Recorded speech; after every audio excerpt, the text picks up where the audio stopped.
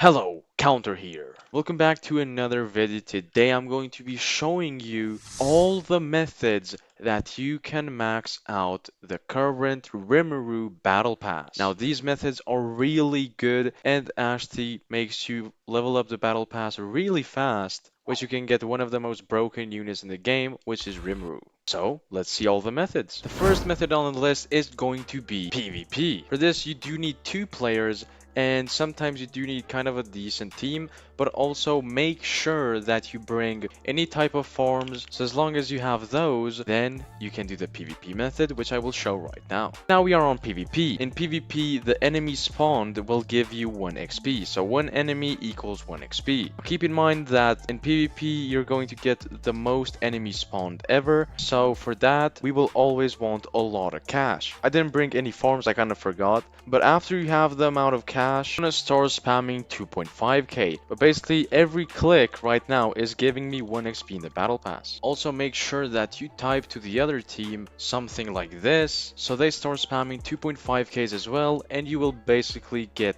double the XP. Let's see how much XP we get. So right now we are very close to beating them. As you can see, their enemies are very close to our base. GG. So with that we got 4.5 thousand EXP. So now we are at the Kurumi selling method. So for this one you will actually need to be playing the game more often, but it is actually really worth it. If you didn't know, in the Halloween raid there is a 0.5% to get Kurumi. So if you do decide to play the Halloween raid, you can actually get a decent amount of Kurumis that you could sell for gems. The main factor of actually getting a very fast battle pass grind is gem skipping. If you do decide to actually grind for Kurumis like I did for myself, get a very good amount of gems. 1 Kurumi goes for around 3,000 to 4,000 gems. So yeah, definitely make sure to grind for Kurumi and sell her for gems. And if you do actually get 1 Kurumi that is really cheap, maybe 2k you might see it, then you can flip it for profit. The next one in the list is crate selling method. So if you do have some spare Halloween tokens, I myself have around 300k, you can actually buy these gold crates. Now the gold crates are actually low on demand, meaning that not a lot of people actually want them because you can get them from the shop itself. So you do not actually sell the crates, but you sell aroma itself. Oh, we're so cooked. This is like what, the 8th or 9th open? This has to be the one. Aroma. Really? We only have this and one more. Please give me aroma. Come on. I feel it. Yeah, I know it! I felt it! I know it! Yo, today's luck. So aroma goes for around 1,000 to 2,000 gems. That is kind of the average. I myself have 3 aromas, so I could actually get 6,000 gems right now, and I could skip a lot of the levels on the battle pass. And I could also buy even more, open even more, and get even more aromas, which leads to more gems and a faster completion of the battle pass. So yeah, this method is pretty good if you do not want to go for Kurumi, but I do suggest going for Kurumi because she is higher in value and higher in demand. Next, we have infinites. Now for infinites, I think the best one is actually just doing Kame Island, since it is the easiest one and you can get the most amount of kills. Infinites should get you maybe around 5k, 6k XP per complete, but keep in mind it does take a pretty long time. So not the best of the best methods, but it is definitely up there.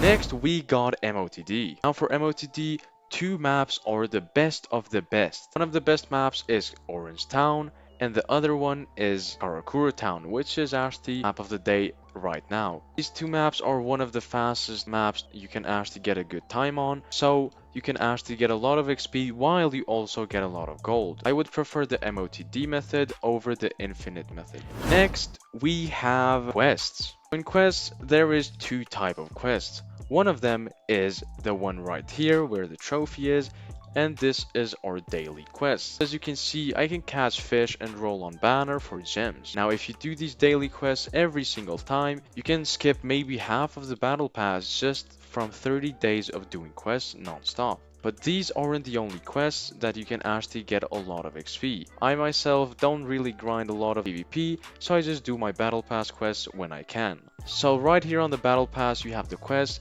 and you have some really easy daily quests and weekly quests. One daily gives 40% of pass XP, which is really good when you're at level 70 and above. And also you have the weekly quest, which basically give you a whole level. These are going to be more tough, but keep in mind these are weekly, so obviously you have more time to complete them. So just by doing your dailies and your weeklies, you can complete the battle pass in time, and you don't even have to get one single kill. But obviously in the meantime you do these quests, you do also get kills, meaning that you can even level up faster. Next we do have bounties. Now bounties are very easy, so if you complete all three, you get 200 gems daily. So if you did do bounties for 30 days straight, that would be 6,000 gems, which is not actually too bad, because keep in mind you do also get some lost chests and some other loot. And obviously they are very easy to complete, and you get kills by completing them, which is really good.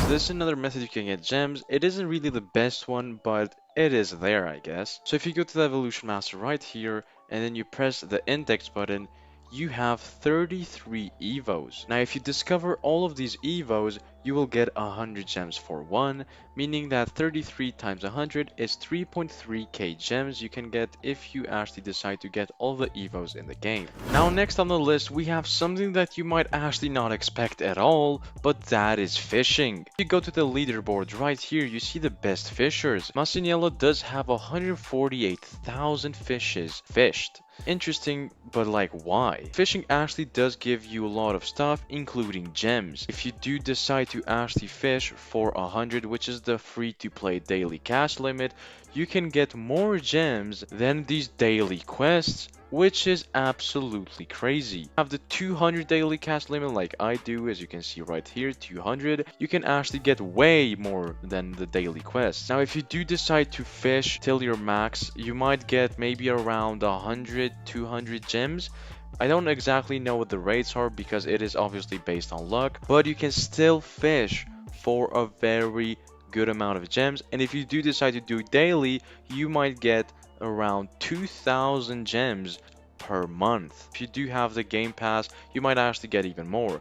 But with that, you also get stuff to craft potions with, which gives you more rubies in the long term, gives you more luck on the banner, more luck on the artifacts, etc.